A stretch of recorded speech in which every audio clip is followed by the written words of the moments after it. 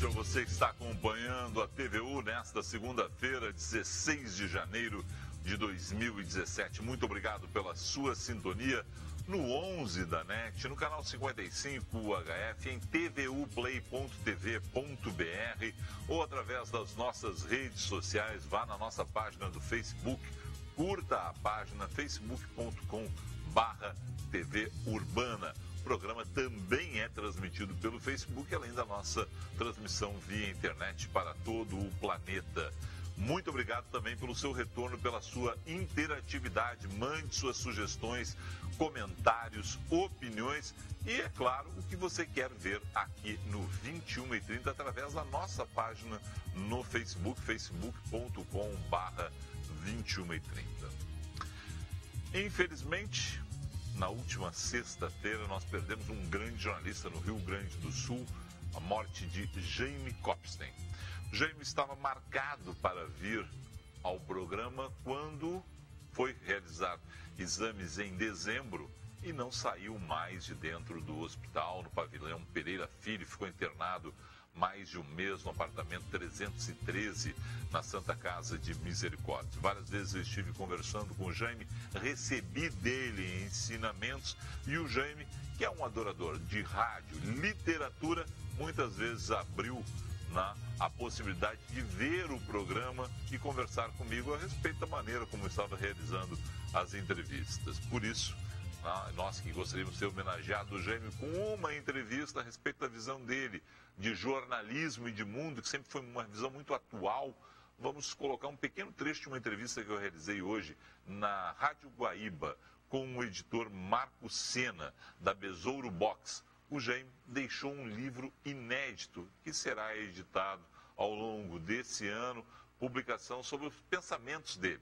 E a gente vai falar sobre isso nesta edição do 21h30 com esse áudio da Rádio Guaíba. Vamos falar também a respeito do Carnaval de Porto Alegre. Na última semana estiveram conosco representantes da Liespa e também da Secretaria Municipal da Cultura, todo mundo atrás de um acordo. E o acordo que se chegou nesse momento é atrasar um pouco mais o Carnaval, que já seria fora de época. O Carnaval será realizado no final de março, dentro das comemorações da Semana de Porto Alegre. Vamos tratar desse assunto. E uma questão que ficou evidente a partir do Carnaval é a questão dos outros eventos da cidade. Um deles, o maior talvez, o acampamento Farroupilha, que reúne milhares de pessoas ao longo do mês de setembro no Parque da Harmonia. O presidente do MTG garante que não precisará de dinheiro público para a realização do evento em setembro desse ano. Hoje, publicado no UOL, em tab.uol.com.br, uma reportagem a respeito da ditadura brasileira e locais de tortura. A reportagem foi feita por dois gaúchos, ex-colegas de Pontifícia Universidade Católica, Andréia Lago e Cacalos Garrastazu. Eles, junto com uma equipe, vão fazer uma série de reportagens em capítulos que já começaram hoje a ser publicadas no UOL. Vou conversar com a Andréia Lago a respeito da situação em Porto Alegre, o que diz essa série sobre Porto Alegre via Skype, ela que hoje está morando no Rio de Janeiro. Esses são os assuntos que fazem nesta noite o 21h30, que está entrando no ar aqui na sua TVU. Fique com a gente.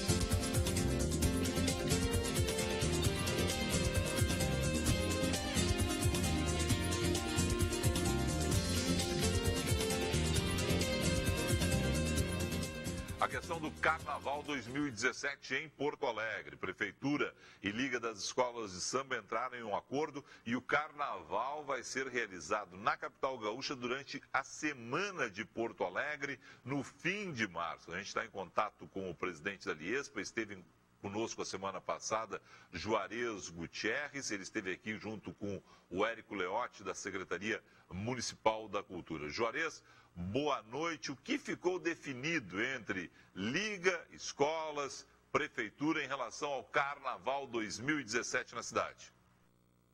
Boa noite, Felipe. Boa noite, telespectadores. Mais uma vez, um prazer poder estar falando com vocês. Dizer que o Carnaval deste ano acontece, sim, é no Porto Seco, dias 23, 24 e 25, em forma de competição. Juarez, como é que vai funcionar na prática a questão dos desfiles nessas datas? Na prática, o que nós podemos contar que os desfiles ocorrerão nos 3 grupos, um em cada noite, bronze, ouro, prata e ouro, e não havendo nenhuma modificação através de normativa, será na íntegra os desfiles do Carnaval 2017. Esse tempo vai ser suficiente, vocês acreditam que será suficiente para se captar os 4 milhões de reais? Ficou mais fácil para realizar a captação desses valores todos? Felipe, a gente sabe que o tempo é muito premente, né? Mas este fôlego que a gente ganha de 15 dias, passando para as datas que a gente decidiu, nos dá a possibilidade de, otimistamente, nós conseguirmos buscar uma referência mínima de 3 milhões e meio, que é para poder fazer minimamente uma infraestrutura que atenda o nosso desfile e também consigamos fazer um repasse, mesmo que não na totalidade das escolas, mas que a gente atenda boa parte dessa necessidade para a finalização dos trabalhos para o desfile de 2017. Juarez, muito obrigado por conversar conosco, uma boa noite, a gente fica na torcida, sucesso aí. Felipe, obrigado pela oportunidade, boa noite a todos e vamos estar em campo aí, tentando buscar as melhores soluções para os desfiles do nosso Carnaval desse ano. Vamos aguardar agora aí as cenas dos próximos capítulos, porque afinal de contas são milhares de pessoas que estão prontas, né, são organizadas para desfilar em suas escolas de samba. São milhares de pessoas que querem ir para a arquibancada, para os camarotes, ver o Carnaval de Porto Alegre. E a gente espera que essa solução de atrasar o Carnaval, um Carnaval mais fora de época ainda, que seria no início de março, a gente tenha com isso tempo suficiente para se captar os recursos e a partir dessa captação de recursos se consiga aí chegar a um bom senso, as escolas entrarem na avenida, mostrarem um carnaval bonito, fazerem um carnaval competitivo e Porto Alegre ganhando com isso espaço na mídia local e nacional. É bom lembrar que em função dos contratos, esse ano ainda não há previsão de transmissão por TV do Carnaval de Porto Alegre. Quem quiser ver o Carnaval da capital vai ter que ir ao Porto Seco. Essa é a ideia, já que a rede que mantém os direitos do Carnaval na capital, a RBS, não tem as datas para a transmissão do evento. E com isso, fica prejudicada essa situação. A Liespa, inclusive, está tentando fechar com outras TVs para que a gente não fique sem a transmissão para outros lugares do que é feito na capital. Um outro evento que sempre preocupa, porque afinal de contas a informação da semana passada do prefeito Nelson Marquezan é que não vai haver dinheiro público para vários eventos tradicionais da cidade, entre eles a Feira do Livro, é a questão do acampamento Farroupilha. O acampamento Farroupilha que o presidente do MTG garantiu em entrevista ao longo aí dos últimos dias, que não precisará de recursos da Prefeitura para que seja realizado em setembro o acampamento no Parque da Harmonia e o desfile Farroupilha tradicional. É claro que a Prefeitura pode auxiliar na infraestrutura, na questão do parque, na questão aí da comodidade, das obras aquelas comuns, mas dinheiro não deverá entrar nesses recursos. E o MTG diz que está tudo bem, está tudo tranquilo, porque afinal de contas tem capacidade suficiente para gerir o acampamento Farroupilha e também o desfile na capital. São duas informações a respeito do que aconteceu em Porto Alegre nas últimas horas, nos últimos dias, que interessam diretamente a comunidade da capital. Depois do intervalo comercial, eu falo sobre uma reportagem muito especial publicada no tab.uol.com.br nessa segunda-feira, falando a respeito da atuação da ditadura em Porto Alegre. Vou conversar via Skype com a repórter Andréia Lago. O 21h30 volta em instantes.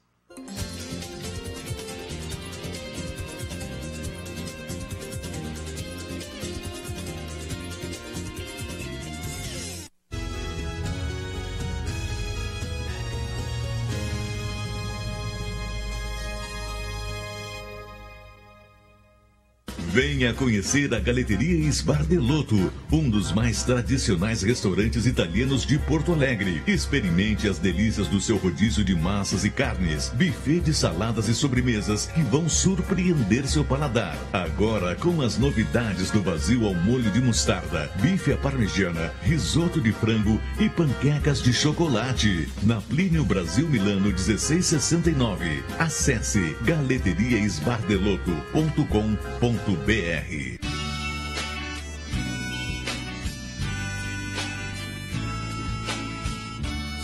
Urbana Porto Alegre 20 anos, levando aos gaúchos 1000 motivos para sorrir.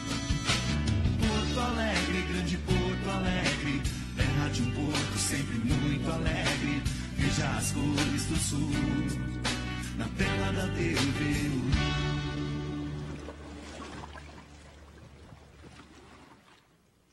Pensando em melhorar seu condicionamento físico e qualidade de vida? A Academia Estilo Zona Sul oferece natação, hidroginástica, hidrobike e musculação, além de várias modalidades de ginástica. Infraestrutura completa de última geração, piscinas térmicas, ambientes climatizados e uma equipe de professores especializados para melhor atendê-lo. Informações pelo fone 3241-2241. Acesse estilonataçãozs.com.br.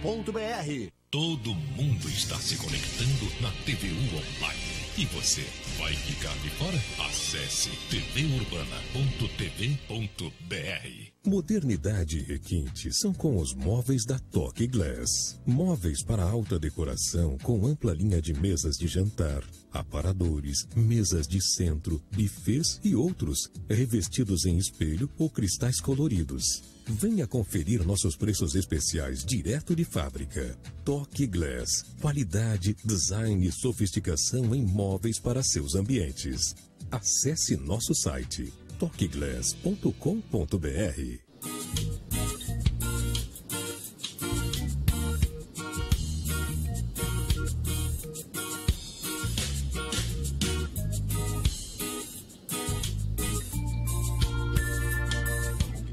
Programa Guaraci Andrade, o mais destacado programa de colunismo social da TV Gaúcha, destinado aos públicos classes A e B, exibido na TVU de terças às sextas-feiras e domingos às 22h30. Há 10 anos, Guaraci Andrade entrevista com elegância e muito talento personalidades regionais e nacionais do mundo empresarial, político e artístico.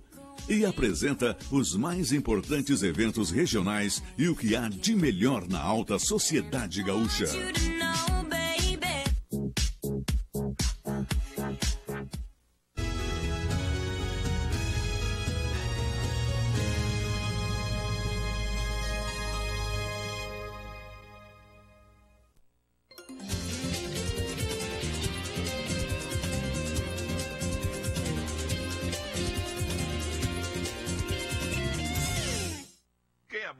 Do dia, o tab.uol.com.br se deparou com uma reportagem de dois ex-colegas meus, conhecidos aqui de Porto Alegre, Andréia Lago e Cacalos Garrastazu. Junto com eles trabalharam na reportagem de hoje a Ana Carolina Neira e o Helder Ferreira, tratando a respeito da ditadura militar, o mapa da morte, como a repressão da ditadura militar montou uma rede clandestina de tortura pelo país. E na reportagem de hoje, eles tratam de Porto Alegre. Deixa eu conversar um pouco a respeito dessa reportagem, que foi das mais acessadas hoje na internet brasileira, com a Andréia Lago. Andréia, boa noite, prazer te ter no 21h30, mesmo que seja por Skype. Bom falar com você que está aí no Rio de Janeiro. Boa noite, Felipe. Um prazer falar com você também. Tanto tempo. É verdade. Andréia, em primeiro lugar, explica para nós o seguinte. Vocês são hoje freelancers, como é que a gente explica esse modelo de reportagem que vocês estão colocando no UOL, já que a equipe não pertence, né, ao Universo Online, não pertence à Folha de São Paulo? Na verdade, há 2 anos, eu e o Cacalos decidimos agrupar uma série de profissionais que foram saindo das grandes redações e que tinham vontade de continuar fazendo aquele jornalismo que dá paixão na gente. E a gente resolveu juntar várias habilidades de profissionais que traziam experiências de lugares diferentes. Formamos o Weather Content, é um modelo de syndication, de conteúdo premium. A gente produz reportagens que são diferenciadas e que levam bastante tempo, exigem um aprofundamento, e agrupamos profissionais que conseguem contribuir para que contar essas histórias seja cada vez mais atrativo para um público cada vez mais novo, ou seja, público de internet, quem está olhando no celular, quem está olhando no tablet, no computador, mas que não deixe de responder por aqueles princípios básicos do jornalismo, do bom jornalismo que a gente aprendeu, né? Uhum. Você e o Cacalo trabalharam em Porto Alegre, depois foram para o Estadão, Folha, diversos veículos. Vocês têm, nesse momento, esta reportagem no UOL. Tem outros veículos aproveitando trabalhos de vocês? Esse é o primeiro trabalho? Não, esse não é o primeiro, Felipe. Na verdade, o primeiro a gente publicou em 2015 no UOL. É uma reportagem que foi premiada, também sobre direitos humanos, também envolve a ditadura, é sobre a guerrilha de Três Passos, aí no Rio Grande do Sul.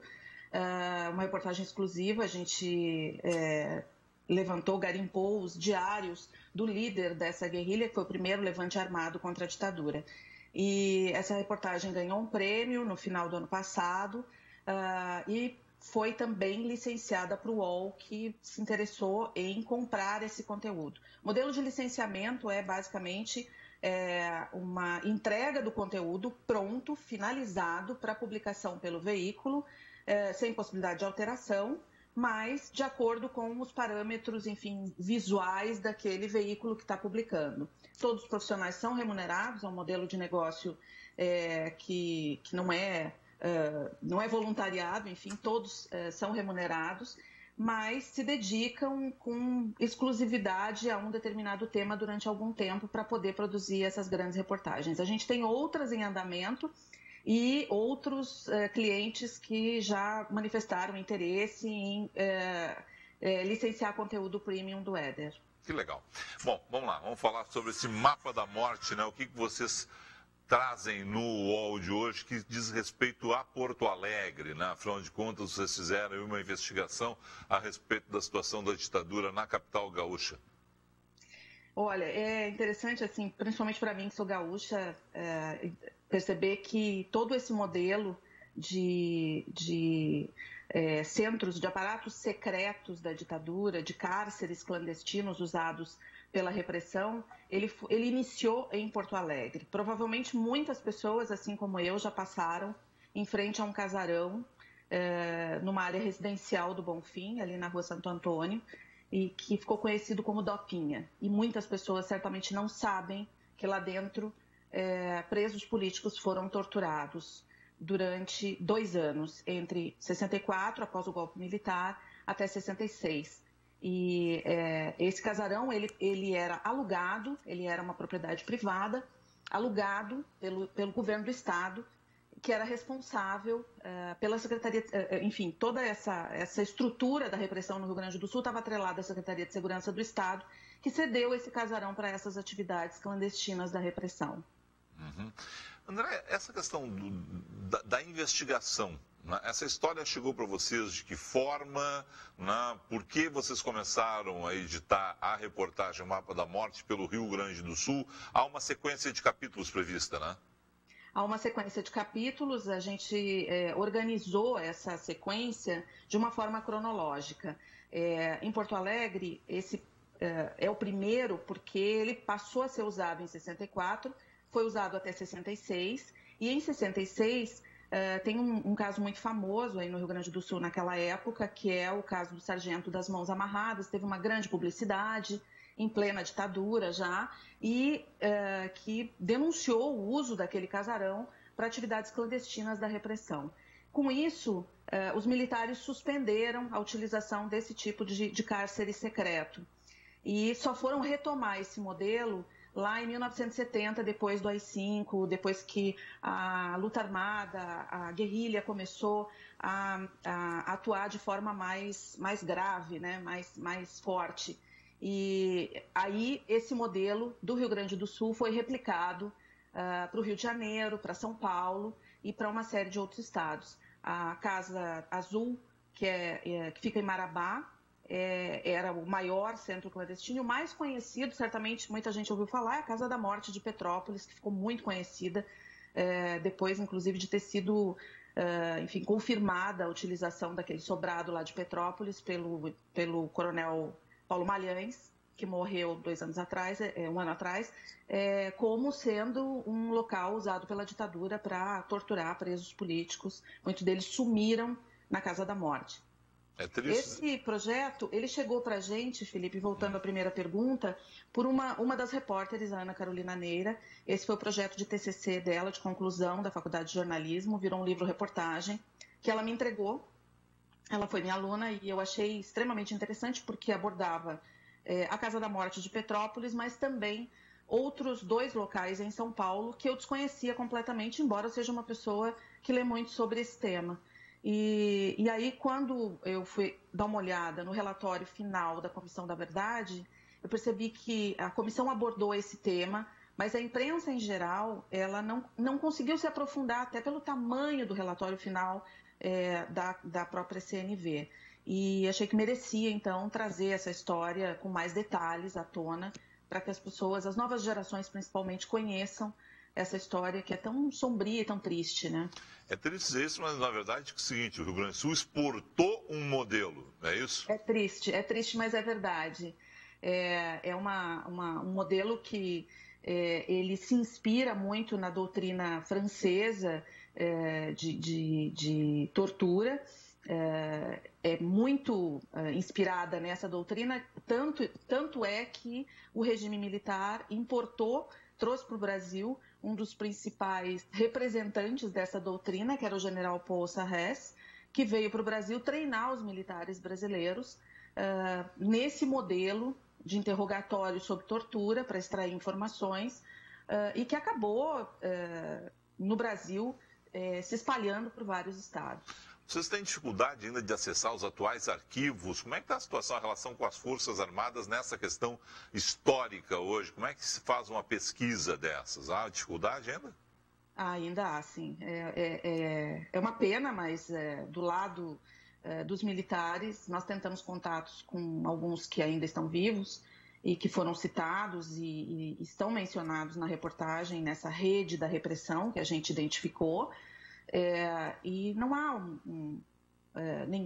nenhuma intenção desses militares de falar sobre o assunto. Então, o que a gente faz é confrontar versões, buscar a bibliografia que existe, a documentação que existe, tanto a documentação que foi reunida pela Comissão Nacional da Verdade, que está disponível no Arquivo Nacional aqui no Rio, como os arquivos de cada DOPS, né, que estão disponíveis também nos seus respectivos estados, muitos deles, em alguns casos, já digitalizados, como é o caso de São Paulo. Então, você consegue ter acesso, mas o lado dos militares, ouvi-los sobre as acusações que são feitas, é muito difícil. São poucos aqueles que falam, nós falamos com alguns ex-militares de patentes mais baixas, mas que trabalhavam diretamente nessa estrutura de informação, de análise de informação e de inteligência, nessas agências de inteligência, tanto do Exército quanto da Marinha e da Aeronáutica, e que tinham acesso a essas informações que eram compartilhadas sobre os locais onde os presos políticos eram interrogados e torturados. Então, é possível reunir nomes, é possível identificar lugares, a partir dos testemunhos e de informações que você cruza, mas é claro que ainda hoje no Brasil a gente se ressente muito de não ter acesso a toda a documentação oficial das próprias Forças Armadas. Tá, mas é o seguinte, vocês fizeram, por exemplo, pedidos para as Forças Armadas. Olha, nós gostaríamos de tal relatório especificamente a respeito desse local, dessa residência, chegar a enviar, porque tem uma lei hoje, e faz mais de 50 anos do fato, não é que deveria liberar esses documentos, são documentos públicos. Mesmo assim, essas questões são mantidas sob sigilo ainda. São mantidas sob sigilo, até porque, Felipe, é bom a gente frisar, são estruturas clandestinas. Oficialmente, elas nunca existiram. Você não vai identificar no histórico desses locais nenhuma propriedade das Forças Armadas nenhum contrato de locação ou de compra e venda, enfim, de transferência desses imóveis para as Forças Armadas. Eram locais cedidos, muitas vezes, por apoiadores da ditadura, em alguns casos empresários, em outros casos simpatizantes, que cediam áreas mais remotas, sítios, fazendas, áreas isoladas que pudessem ser usadas de forma clandestina pela repressão, sem serem notadas pelo fato de não haver vizinhança. Há um sítio em São Paulo, que já é bastante conhecido, que é o sítio 31 de Março, o nome é bastante sugestivo, que fica num lugar tão isolado que, ao localizar ele no Google Maps, por exemplo, você se distancia e percebe que ele é um ponto apenas numa mata fechada ao redor, é uma região de serra, de dificílimo acesso. Nós tivemos acesso, entramos nesse local, tem imagens, amanhã esse material está no 2º capítulo, e é um lugar do qual ninguém poderia fugir, ou ser ouvido, ou pedir socorro, e as torturas aconteciam, inclusive, a céu aberto, ao ar livre, justamente porque não havia vizinhos e nem era um local acessível para a maioria das pessoas. Se corre algum risco hoje ao acessar esse local? Não Hoje não mais. Tá. Não. A maioria desses locais hoje, alguns já não existem mais, são poucos, mas já não existem mais. Aqueles que são privados, né, são propriedades privadas, é muito difícil se conseguir acessar.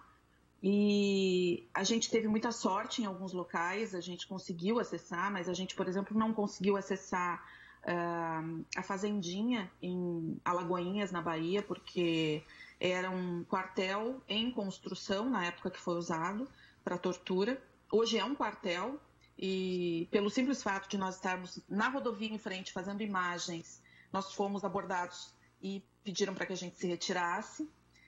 Então, é bastante complicado ainda você abordar esses temas no Brasil e obter informações formais sobre locais que formalmente nunca pertenceram à estrutura oficial do Estado naquela época, embora fizessem parte de uma política de Estado de torturar e exterminar com determinadas forças políticas da época de oposição ao regime, essas estruturas não existem. Formalmente elas não existem, então fica muito difícil de você alegar que você tem direito às informações sobre elas. Claro que não vou avançar sobre a reportagem. As pessoas entram lá no tabwall.com.br, acompanham a reportagem lá. Mas só uma curiosidade, quem vive hoje nesses locais sabe do passado desses locais? As pessoas têm uma ideia ou vocês encontraram pessoas que vocês contaram para essas pessoas? Você sabia o que acontecia aqui? Você tem uma ideia do passado desse local? Chega a esse ponto? As pessoas sabem. Por exemplo, o Casarão de Porto Alegre, hoje ele pertence aos herdeiros dos proprietários daquela época, que não quiseram conversar conosco, falaram por meio de uma advogada, há uma disputa em torno do casarão, enfim, para que ele seja desapropriado e se torne um centro de memória.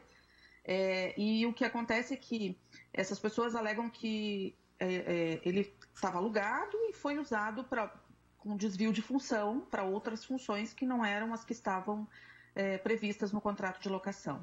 Em casos em que há pessoas morando, elas sabem. Em Itapevi, esse é o caso, a pessoa sabe, tanto que ela é locatária, mas não revela o nome do proprietário. Na Casa da Morte de Petrópolis, o acesso não é permitido, porque o proprietário não quer mais que a casa seja acessada e conhecida por essa alcunha de Casa da Morte. No Ceará, existe um esforço muito grande da família herdeira dessa fazenda para que esse local que ficou conhecido como Casa dos Horrores também não seja mais conhecido dessa forma. A família nega o uso da casa para isso, para tortura, mas havia um general na família que era o comandante da região e é muito difícil contestar essa utilização. Então, são lugares assim que, sim, se sabe que eles foram usados para isso. As pessoas conhecem o histórico e muitas delas tentam deixar isso, enfim, como se não fosse um grande problema ou como se elas não quisessem nem abordar. Deixa eu fazer uma pergunta seguinte. Quando a gente aborda a ditadura militar na Guaíba, muita gente pega e coloca o seguinte, tem muito simpatizante ainda, dizendo o seguinte, a época da ditadura era melhor, não sei por que vocês fazem tantas críticas à ditadura militar, olha só a situação ética do país, esse bando de bandidos que tomaram conta da política brasileira. A partir do momento, né, que vocês publicaram essa reportagem no tab.uol.com.br lá, chegou esse tipo de retorno, já uma interatividade, você está acompanhando a interatividade, a repercussão da reportagem, chegou essa questão dos simpatizantes já confrontarem vocês, como é que está a repercussão? A gente tem recebido a repercussão de ambos os lados, digamos assim, né? Tem os famosos haters da internet, que já estão abordando os repórteres que estão identificados lá na reportagem, via redes sociais, enfim. E há também muitos comentários na própria página lá do Altab, muitos deles de simpatizantes dos militares, da ditadura, do regime militar, enfim, com todas essas críticas aí às lideranças de esquerda que você mencionou. Isso é bastante comum, a gente já tinha passado por isso quando nós publicamos a reportagem sobre a guerrilha de Três Passos em maio de 2015. E também recebemos retornos de pessoas que são defensores de direitos humanos, pessoas alinhadas a essas políticas pró-direitos humanos, como a deputada Luiz Erundina, o Memorial da Resistência em São Paulo, que enfim, são alinhados mais a essa defesa histórica dos valores de direitos humanos. E embora, apesar de todas as críticas, né, eu acho que todos devem concordar que tortura é indefensável e os crimes cometidos em nome de qualquer coisa não são defensáveis. Não... Tu te surpreenderia, Andréia, se comandando o programa de rádio começou a chegar algumas... Olha, há algumas pessoas que defendem... Né? Vou dar um caso que não é o caso de tortura, não é o caso agora, né, de ditadura militar em plena democracia, mas as mortes nos presídios do norte. Você não imagina o nível de mensagem que eu já recebi a respeito dessas mortes, né, dizendo, por que tu está fazendo uma pauta sobre isso? Né? Todos bandidos, então era bandido matando bandido, né? E as pessoas não têm medo do transbordamento dessa situação para a sociedade, vendo que é uma questão de segurança pública, sim, nós temos que tomar cuidado disso, mas as pessoas, muitas delas, se indignam. E quando eu abordei também no rádio a questão da ditadura, muita gente mesmo, não é uma nem duas pessoas, não são nenhuma nem duas pessoas que já vieram exatamente com essa questão. Olha, era melhor. Não vivi, mas meu pai me conta que era melhor. As pessoas tinham mais segurança. Olha, sabe, essa repetição vem seguida. Você está acostumada, porque, afinal de contas, é um pouco do que você está acompanhando ao longo do dia aí nas redes sociais, na repercussão da matéria de vocês, né? É preocupante, eu acho que é bastante preocupante, Felipe, principalmente quando a gente vê, e a gente viu recentemente nas manifestações que tomaram conta do país, desde 2014, 2015, quando a gente vê gerações mais jovens que não viveram a ditadura, né, como esse exemplo que você citou, eu não vivi, mas meu pai me conta, ou minha mãe me conta, enfim. Ou os livros estão aí para contar? Mas assim, aqueles cartazes que apareceram nas manifestações, defendendo a volta da ditadura, a volta dos militares, a volta do regime militar. Então, a gente, inclusive, teve essa preocupação de tentar trazer um pouco para a realidade o que era viver naquele momento, em 1969, sob a vigência do AI-5. E nós fizemos, nessa reportagem, no capítulo de hoje, que está lá no Altab, uma comparação, artigo por artigo, dos artigos que determinavam todas as restrições de liberdades civis sob o AI-5 e tudo que foi revisado e restabelecido com a Constituição de 88, mostrando como tantas liberdades cotidianas e tão prosaicas que nós temos hoje, como manifestar opinião na internet, por exemplo, a gente qualquer pessoa naquela época podia ser presa, levada para um centro clandestino de tortura, ser torturada barbaramente por dias a fio. Se fosse uma mulher, poderia ser estuprada, torturada tanto quanto os homens, por vários dias, por semanas, por meses, ser presa sem qualquer direito a um habeas corpus. Então, são situações que hoje nós temos como dadas, né? Elas fazem parte do nosso cotidiano, porque graças à Constituição de 88, esses direitos foram restabelecidos. Mas a gente não pode esquecer que em 70, todas essas liberdades, elas não existiam e todas as pessoas estavam sujeitas a um regime de exceção que permitiu que essas prisões desaparecessem com qualquer pessoa que manifestasse ser contrária ao que a ditadura estabelecia, sob tortura, com mortes, com corpos que nunca apareceram, sob as piores formas, inclusive com injeções letais em alguns locais, como a gente vai revelar nos próximos capítulos dessa reportagem. São mais 2 capítulos, né? São mais 2 capítulos. O próximo capítulo aborda basicamente os anos de 71, 72 e 73, quando a gente teve o período mais forte da guerrilha do Araguaia e também a atuação mais forte da Casa da Morte de Petrópolis, mas também tem outros aparelhos clandestinos. E, além disso, no último capítulo, no terceiro, a gente vai até a Paraíba, onde vigorou um local que ficou conhecido como Granja do Terror. E os nomes dizem muito sobre o que eram esses lugares, né? E depois, ao final, o teatro mais grave foram os centros clandestinos que a repressão estabeleceu nos arredores de São Paulo, em cidades como Itapevi, Araçariguama, e que foram entre 73 e 75 a atuação. Tá certo. Bom, já tem um trabalho que, claro, não vai revelar, mas já tem trabalho em andamento, já tem equipe em campo investigando outras situações?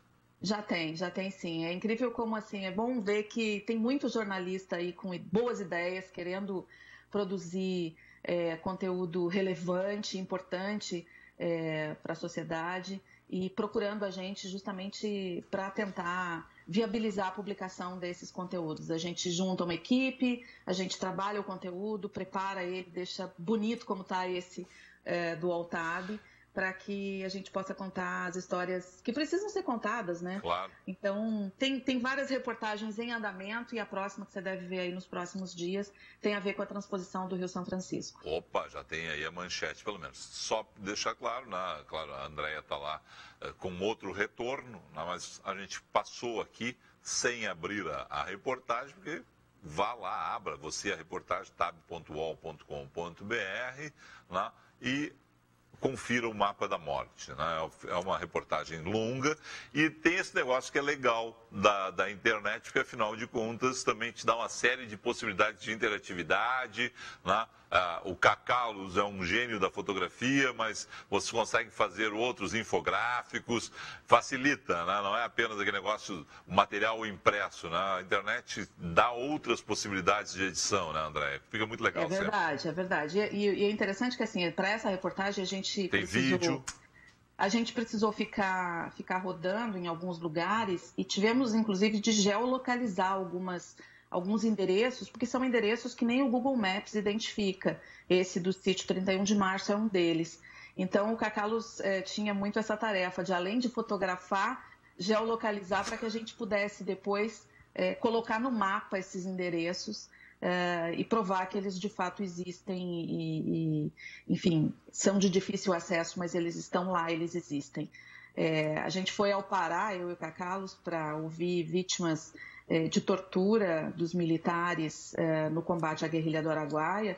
E ouvimos histórias muito, muito difíceis, muito duras de serem ouvidas, assim.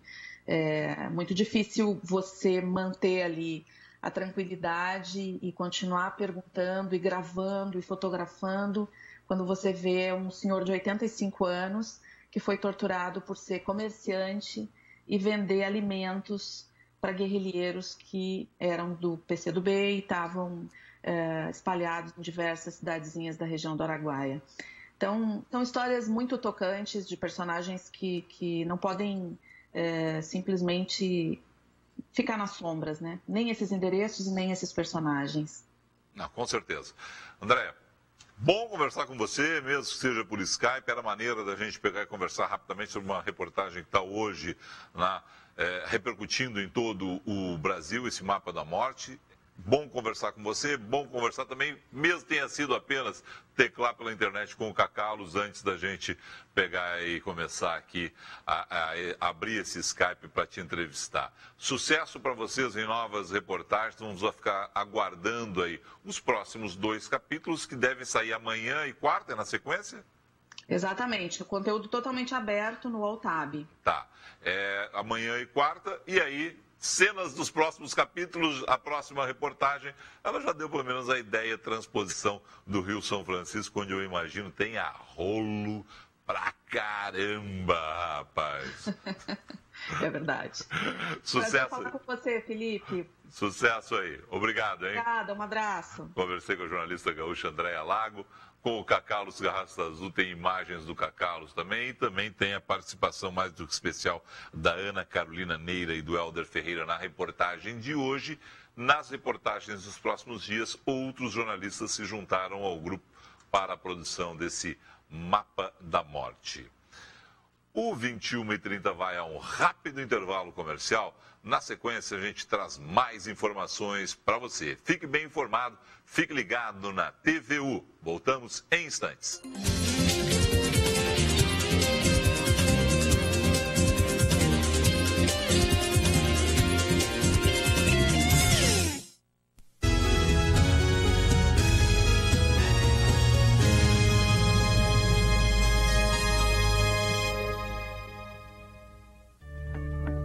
Investir em saúde é garantir qualidade de vida. Desde 1983, a Porto Alegre Clínicas oferece planos de saúde ambulatoriais, hospitalares e odontológicos e medicina do trabalho com profissionais capacitados, tecnologia de ponta e atendimento diferenciado.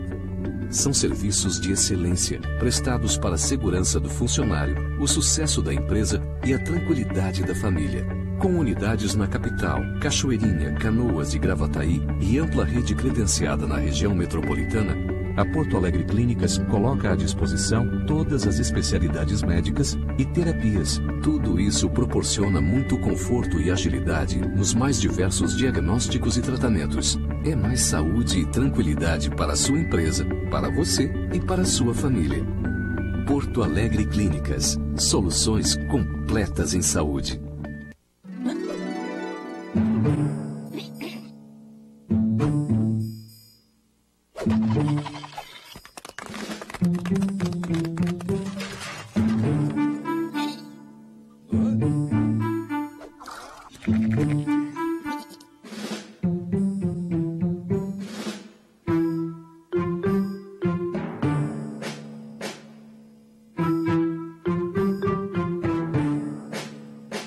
Agora em Porto Alegre, Jalapeno. Venha saborear uma viagem de sabores e delícias da tradicional cozinha mexicana e apreciar esta nova e inigualável fusão de sabores, como o burrito mexicano, nachos, tacos e quesadilhas, todos acompanhados pelos deliciosos molhos especiais.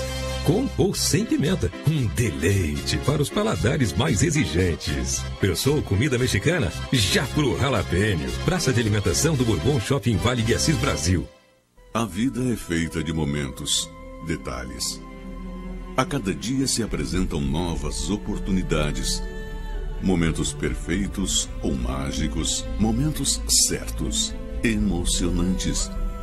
Momentos bons e não tão bons, que nos fazem melhores. Cada segundo, minuto, hora, dia são únicos e o tempo não volta.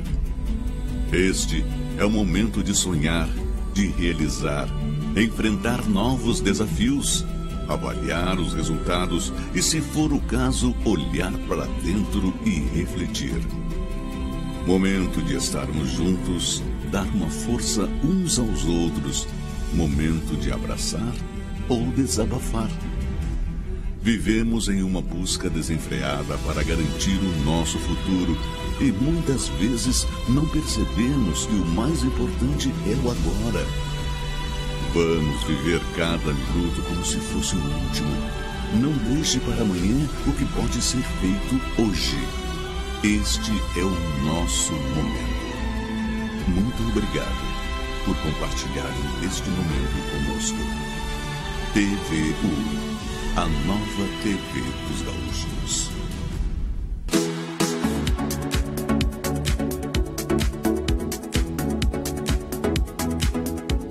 Consumidor RS, um programa que leva, através de entrevistas e reportagens, orientações qualificadas ao comércio, à indústria e aos prestadores de serviço para o aperfeiçoamento de suas relações com o seu público consumidor e a informação esclarecida dos direitos do consumidor ao telespectador para fazer valer o Código de Proteção e Defesa do Consumidor e exibido todas as segundas-feiras, às 22h30.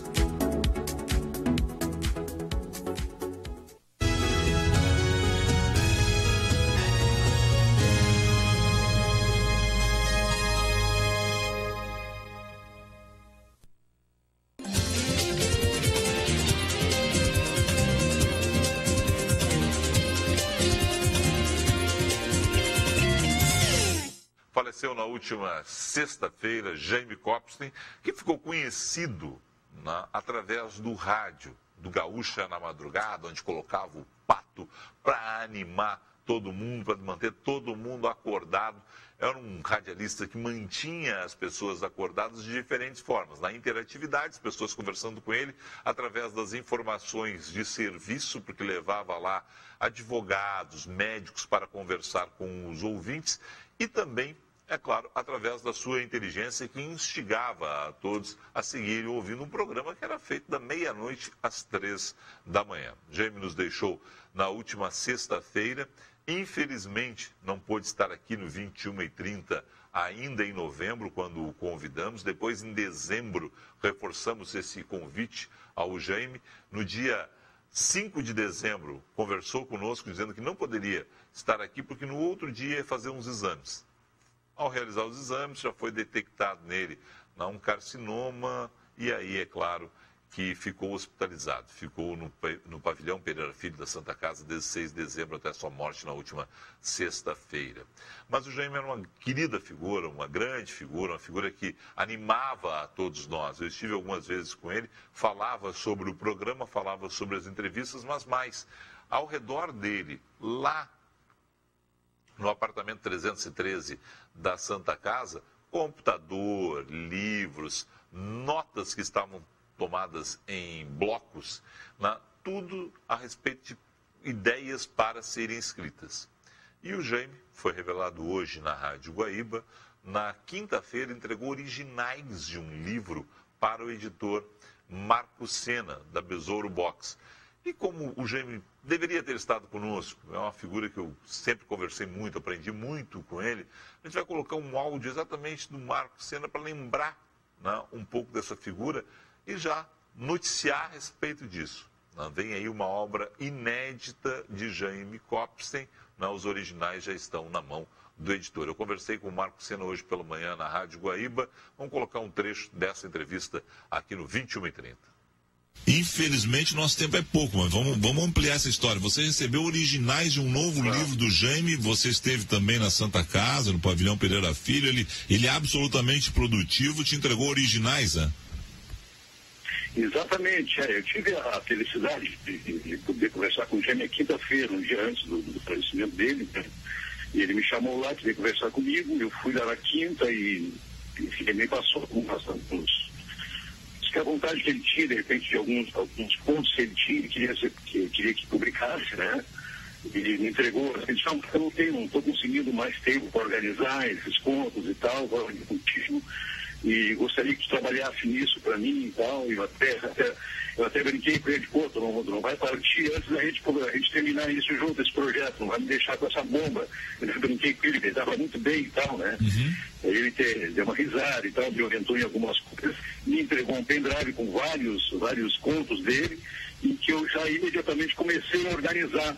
Infelizmente não deu tempo, aí na sexta-feira eu fiquei sabendo que ele tinha partido, né? Mas isso hoje para mim é uma missão, né? Publicar esses contos inéditos do Jaime. Bom, Marcos, o Jaime estava produzindo no hospital, ele estava especializado desde dezembro, muita coisa. Ele, inclusive, na quarta-feira, quando eu estive com ele, ele ainda falava a respeito de um perfil que ele gostaria muito de concluir a respeito do Dr. José Jesus Camargo, que era o médico que estava atendendo, um dos médicos que estava atendendo ele na Santa Casa, e já me mostrava alguns esboços, né? Era uma figura admirável, né? Você teve lá, quer dizer, era computador, era livro, anotações em vários blocos, né? Não se entregou até o final, o nosso Jaime, né? Não, ele como eu te disse, até me fez surpreso com a notícia dele no outro dia, porque na quinta-feira a gente conversou muito, passamos meia tarde já conversando e notei também isso, ele estava cercado de livros, ele estava com o computador lá e trabalhando, enfim, muito ativo e tal, e me falou alguma coisa sobre essa anotação que ele está fazendo sobre esse projeto. Acredito que deve estar tudo em pendrive, ele me deu 2 pendrives. Eu ainda não consegui, até por uma questão enfim, a passagem dele foi agora, me chocou um pouco e tal. Todos nós. Descansada nisso. Exatamente, a todos nós, né? E pegou muito de repente a coisa, e até por a gente ter visto ele tão ativo e tão bem, né?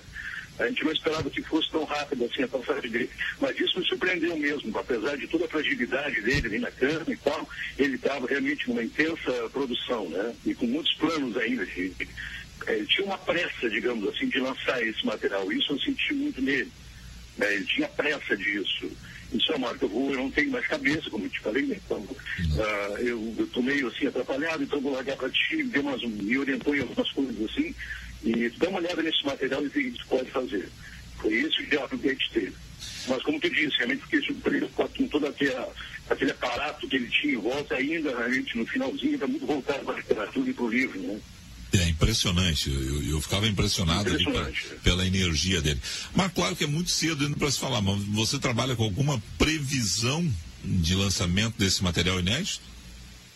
Olha, Felipe, para mim agora é uma questão, como te disse, é uma missão, né? E quanto mais rápido eu desenvolver isso, eu vou ficar mais feliz. Eu acho que todos vão querer, enfim, ler essas últimas anotações do Jaime, né? Então essa rapidez também é minha. Eu pretendo, enfim, março, abril, de repente já ter uma coisa muito bem definida que nós vamos fazer. É claro que eu vou conversar ainda com as filhas dele, com a Leia, com a Lívia e tal, para ver exatamente qual é o plano delas e conversar com elas, que ele me falou também, né? E, enfim, então uma concordância ali, vamos ver o que a gente vai fazer. Mas eu quero trabalhar nisso imediatamente. Essa é a ideia. Tá bem. Querido, olha, eu acho que é um privilégio para qualquer editor ser chamado por uma figura como o Jaime, né? Ele disse, olha, aqui estão originais de uma obra que não vai dar tempo de ser concluída, que ele gostaria de editar, porque ele é um editor de mão cheia, né? Mas você tem uma missão aí que todos nós sentimos que é porque ele gostava mesmo e porque ele confiava no teu trabalho como editor. Sucesso aí. Isso me deixou realmente muito lisonjeado e tal, e como te disse, é uma tarefa que eu vou tentar cumprir assim, com todo o carinho que a gente sempre tive com ele e tentar estar à altura, né, das exigências dele, que realmente sempre foi uma pessoa muito qualificada e com as exigências editoriais dele muito qualificadas, né. Pretendo, enfim, cumprir com isso e numa altura legal e tal. Ele era de um rigor extremo com o trabalho dele. Sim, o Jaime é daquelas pessoas assim que a gente, enfim, muitas vezes nós saímos para conversar e tal, e a gente corrigia várias coisas, várias rotas do mundo juntos, né? E era uma pessoa que a gente começava a conversar, entrava à noite, entrava dia, e a gente não cansava, né? Que ele sempre a gente tinha muito para dar ainda, né? Mas exatamente. Fez a sua parte, fez muito bem, né? Com certeza. Querido. Apesar da partida dele, viu, é bom deixar registrado isso, acho, Felipe, que eu saí lá para o hospital, apesar de saber que não tinha muitos recursos a mais para fazer, eu saí de lá muito feliz com a grandeza dele diante dele, claro. Deve ter sentido a mesma coisa, né? Ele estava muito preparado, ele estava muito, enfim, eu saí de lá invejando, digamos assim, a postura dele diante desse quadro todo. Ele é uma pessoa muito forte, né? Ele falou assim, só Marco, eu não estou com medo, estou convencido de deixar os amigos, o trabalho e tal, né? Mas não estou com medo. Né? A gente saía de lá animado por ele. A gente chegava lá achando que a gente estava indo lá animando ele, não, a gente saía de lá animado por ele. Estava lá produzindo. É uma coisa incrível. É bem isso aí mesmo. Eu senti exatamente a mesma coisa, né? Diante da confissão de uma pessoa, assim, diante do seu final, diante da morte, você tem vontade de viver. Isso foi a verdade, né? Querido, obrigado a você aí, um bom trabalho pela frente.